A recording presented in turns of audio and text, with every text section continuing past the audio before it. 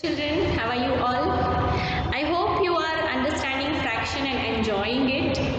Okay, in our previous video we have understood about two types of fractions, that is like fraction and unlike fractions. Okay, so like fractions, let us revise first and then we'll move to the third type of fraction, that is equivalent fractions. This year you'll be learning only three types of fractions, that is like fractions, unlike fractions, equivalent fractions, and in between, if we'll come across any more types, I'll be introducing you. Okay, so these three we are learning in detail, that is like fractions, unlike fractions and equivalent fractions, and a few more side by side.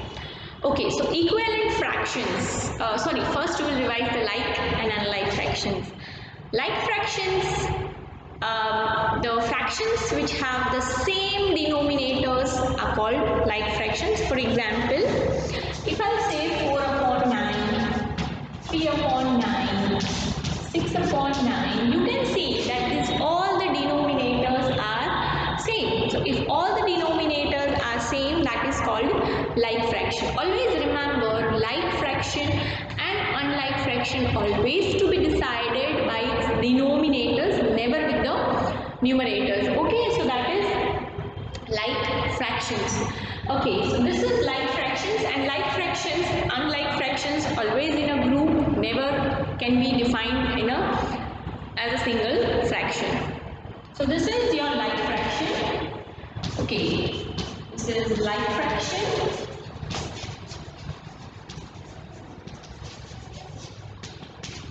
Now unlike fractions. Okay, so this like, unlike, the words are opposite. If the words are opposite, the fractions are also opposite. Like fractions, denominators are same. So unlike fractions, denominators are different. Okay, so if I say 4 upon 6, if I say 4 upon 8, if I say 4 upon 10, you can see all the denominators are different. Doesn't matter the numerators are same. Okay, if the numerators are same, doesn't mean that this is like fraction and this because the numerators are same. No, this is unlike fraction because denominators are different. Okay, or else you can say that 3 upon 11, 5 upon 8, 9 upon 15. You can see here all the denominators are different. So the denominators are different, means it is unlike fraction. Denominators are same, it is like fraction. So this we have already done in our previous video. Now let's start with the equivalent fractions.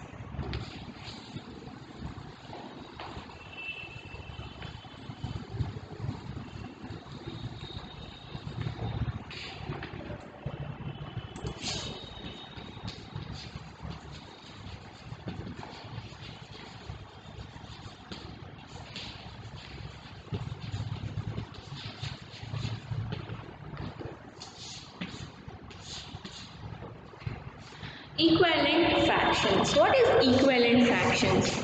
Now, equivalent fraction is a fractions. When you look at them, they seems different from each other. Their value is different. Suppose if I say 1 upon 2, if I say 2 upon 4. Okay, so 1 upon 2, if I say 1 upon 2 and 2 upon 4. Okay, so first of all, we'll understand the meaning of equivalent fractions. Equi means equal, same. Okay, the value equal something. When you are talking about equivalent means something with the equal value. Okay, so what is equivalent fractions? Equivalent fractions are the fractions numerically when you see it seems different. Okay, if I'll ask you 1 upon 2, 2 upon 4, you'll say, madam, these are the two different fractions. Yes, these are two different fractions. But if you understand their portion, their share, okay, the portion which they cover, then you'll understand that they are same. How? Let's understand with the pictorial presentation. But remember that equivalent fractions fraction, these are the small numbers, so you can understand and I can explain you with the pictorial representation. Okay, so for understanding we can use the pictorial representation, but all the time it is not helpful.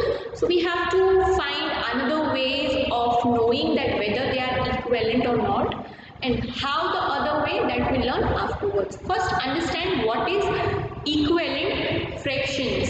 Okay, it's basically what it is. So here if I say, suppose this is a square, the two squares are there of the same size. Okay, two squares are there of the same size. Okay, this I am dividing into two parts and this I am dividing into four parts. Okay, why?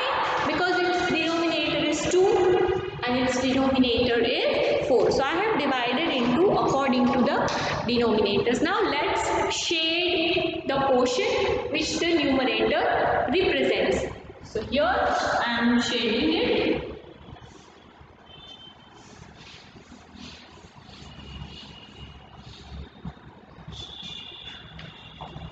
Here also I am shading it.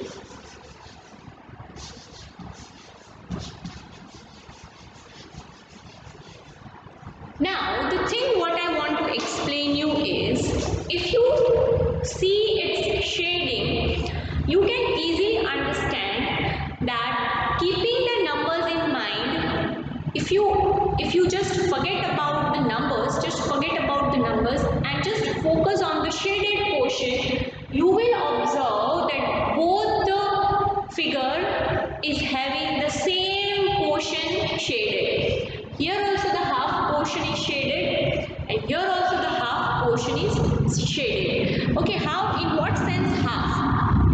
When you say that, okay, this is a 2, denominator is 2, what is the half of 2? 1. So I have shaded 1.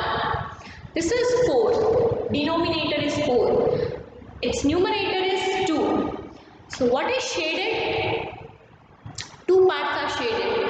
And what is the half of 4? 2. So basically if you observe the pictorial representation, in both the cases ultimately you are sharing or you are shading the same part, the same portion, but you have presented it differently. Okay, you have presented it differently. Here you have presented in different way, here you have presented in different way, but ultimately it is the value is same, it is having the same value.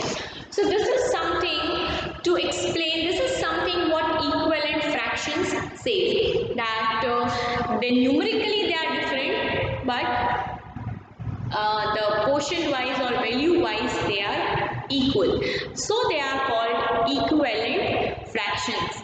Let's see the definition of equivalent fractions. Okay, so this is the definition of equivalent fraction. As I have explained you in the pictorial representation, the definition also tells you the same thing, that such fractions which represent the same part of an object though differing in numerals. Okay, so differing in what?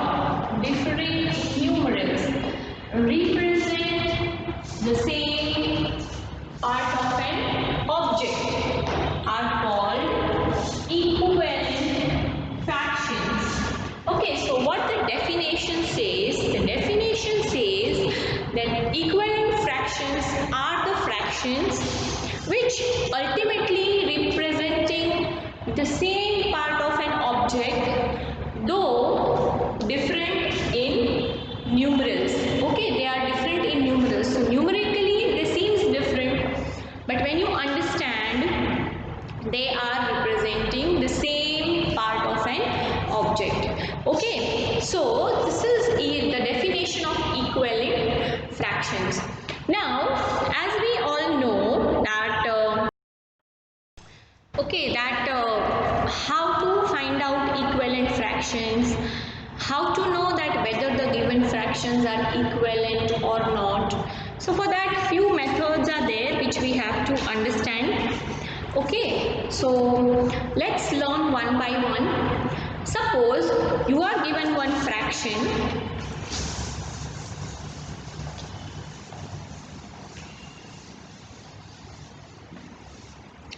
Suppose you are given one fraction 2 upon 5. Okay, this fraction is given to you. Now you are told that find equivalent fractions of 2 upon 5. Okay, 2/5. If I'll read it in the numeral, in words, it is 2/5. Okay, what is and how to find out equivalent fractions? So to find equivalent fractions, two methods are there. Two operations you can use, that is either you use multiplication or you can use division. Okay, so two basic methods are there to find the equivalent fraction.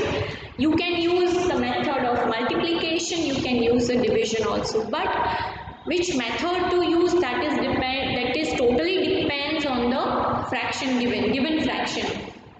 Now suppose you are given the fraction 2 upon 5. Now see, equivalent fractions, when you are told that you have to find out equivalent fractions, it is, you have already learned factors and multiples. So this equivalent fractions is very much similar to the multiples, finding multiples. What you are doing to finding multiples? Suppose I give you one number 5 or 6. Now I tell you to find multiples. Okay, so can you find all the multiples of 6? All the multiples of 6? No, you cannot find all the multiples of 6. So here I have to give you a specific number, that find 4 multiples, find 5 multiples of 6, and then only you can go to the, because finding the greatest multiple is not possible. Okay, so none of the number is having the greatest. Yes, smallest multiple you can find out, which is number itself, but greatest multiple is not possible to find out because multiples are infinite. The same way, equivalent fractions are also infinite. Okay, so how to find the equivalent fractions? So here you have two methods, either multiplication or division. Here we'll be using multiplication and we'll be doing and finding the equivalent fraction. But how many? Okay, so we'll be finding 4 equivalent fractions of this 4.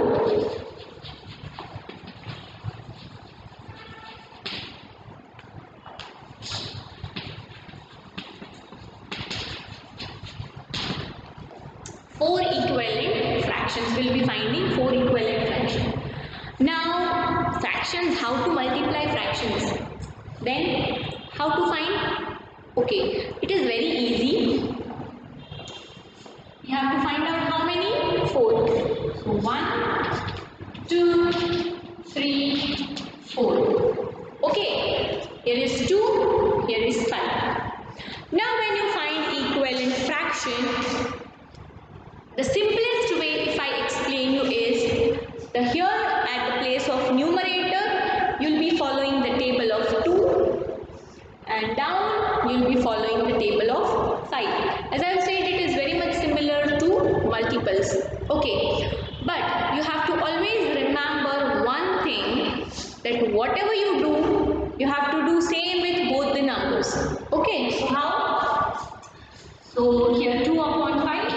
So 2 ones are 5 ones are. So what will be the answer? 2 ones are 2. 5 ones are 5. Which is already given. Okay, so let's do with the 2's are. 2 upon 5 will multiply with 2. Here with the 2. So 2 2's are 4. 5 2's are 10. So what is my first? 4 upon 10. Because 2 upon 5 is already given. So I have not repeated. Okay, 1 done, 2 done. I'll go with the 3 now. 3's are, 3's are.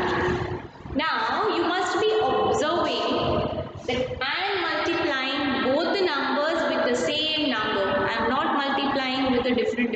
numbers. So 2 3s are 6, 5 3s are 15. So 6 upon 15. Okay, 2, 3 after 3, 4s are 2 4s are 8, 5 4s are 20. So what is the answer? 8 upon 20. Okay, one more is remaining. So I have done with the 1s are, 2s are, 3s are, 4s are. Now I'll go to 5s. 2 upon 5. Here 5s are, 2 5s are 10, 5 5s are 25. So here 12, 25. Now if you observe the answers, you are following the table of 2 here up and the table of 5 down here. Okay, so 2 2s are 4, 5 2s are 10, 2 3s are 6, 5 3s are 15, 2 4s are 8, 5 4s are 20, 2 5s are 10, 5 5s are 25. What I mean to say is, when you are multiplying, you have to multiply numerator and denominator with the same number. You can observe here that I have multiplied both of them with the same number. Okay, each and every time I am using the same fraction, but you can see that if I have multiplied 2 with the 1, I multiplied 5 also with the 1. So I multiplied 2 with the 2, 5 also with the 2, 2 with the 3, 5 also with the 3, 2 with the 4, 5 also with the 4. So always remember to find equivalent fraction. If you are multiplying or you are dividing, you cannot use different numbers. With both the numerator and denominator, you have to use the same number. Okay, so this way you can find out equivalent fraction by multiplication. Now, how to find out equivalent fraction? By division. Let's see it.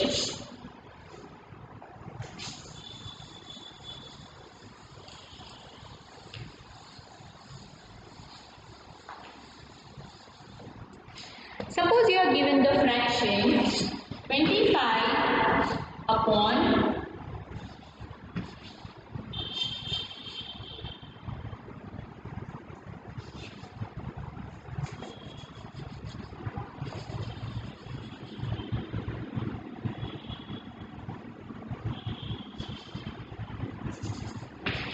25 upon 30.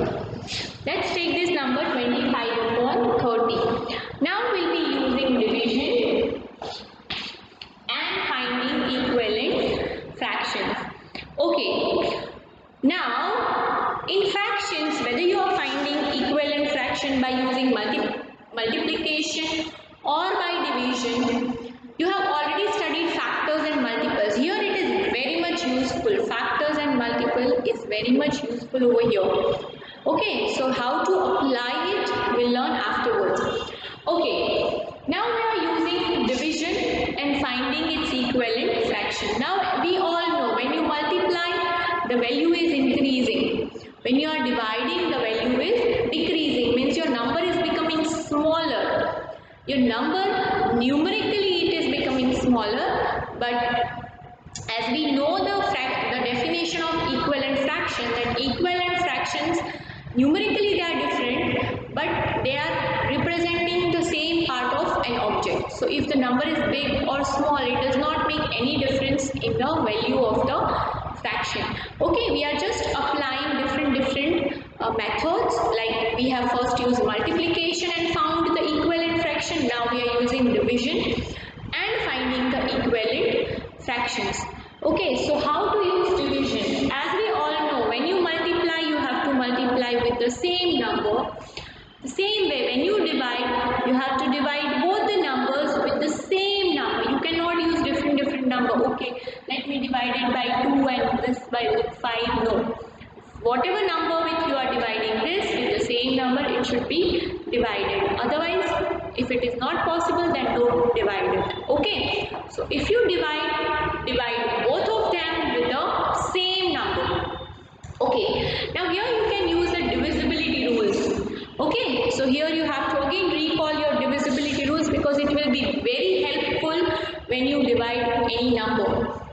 Now you can see this number is ending with 5, this number is ending with 0. So which divisibility rule can be applicable over here? Which number can divide both the numbers? Okay, so in this way divisibility rules can be helpful to you. So please keep on using the divisibility rule so that you don't forget it. Okay, so you can see that this is ending with 5, this is ending with 0. If you remember the divisibility rule by 5, if a number is ending with 5 or 0, it is divisible by 5. So this is also divisible by 5 and this is also divisible by 5. You can see I am dividing both the numbers with the same number, with the 5 only. Okay, so if I divide 25 by 5, so what will be my answer? 5 5 25. So 0 0. So here what is the answer comes here? It's a 5.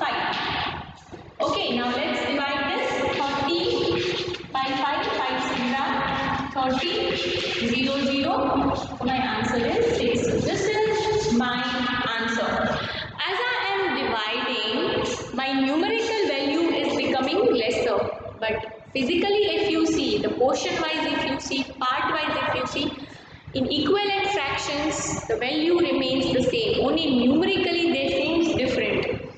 Okay, so this is 5 upon 6.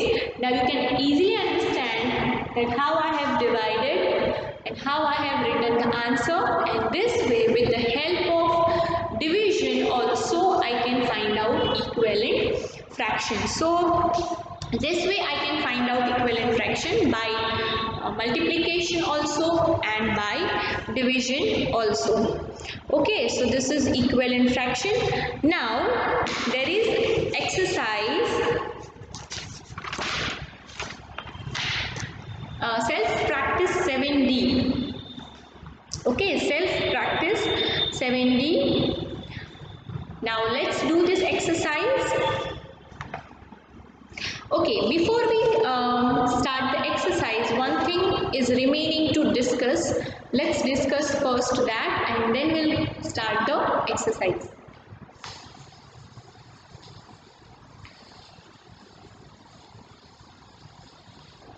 Okay, so now the remaining is that checking what? That checking that whether the given fractions are equivalent or not.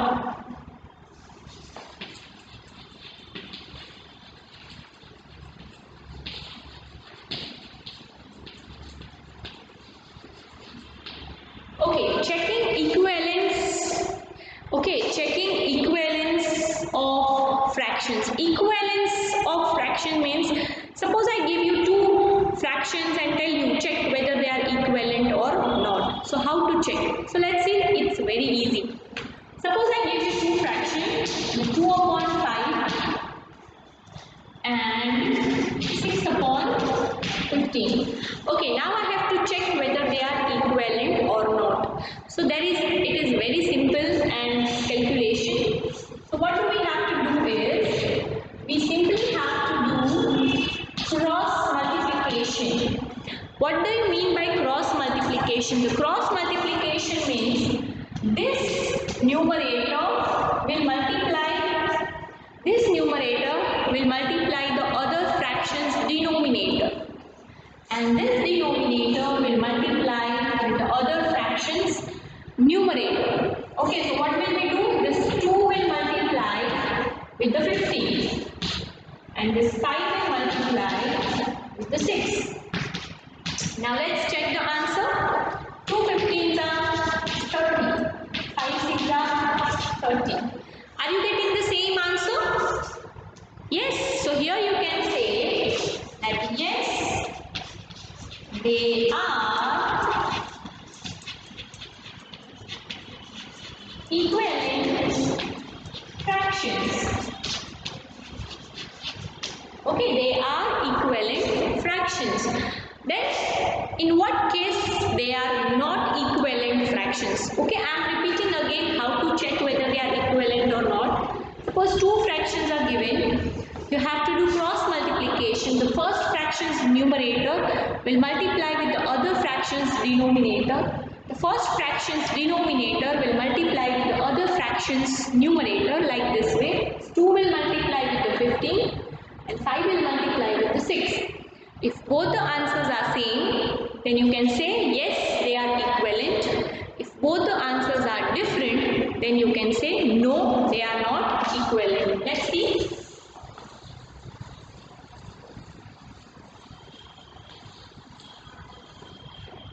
Suppose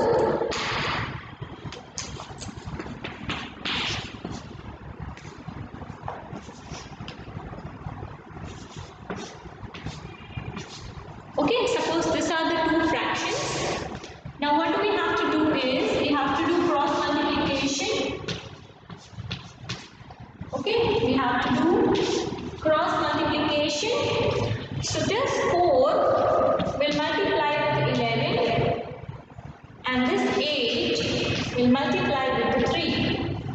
So 4 11s are 44 and 8 3s are 24. See, you can see that both the answers are different. So you can say no, they are not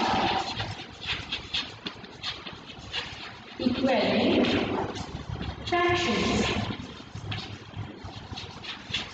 Okay, so you can say no, they are not equivalent fractions. So this way you can find out equivalent fraction by multiplication, you can find out equivalent fraction by division.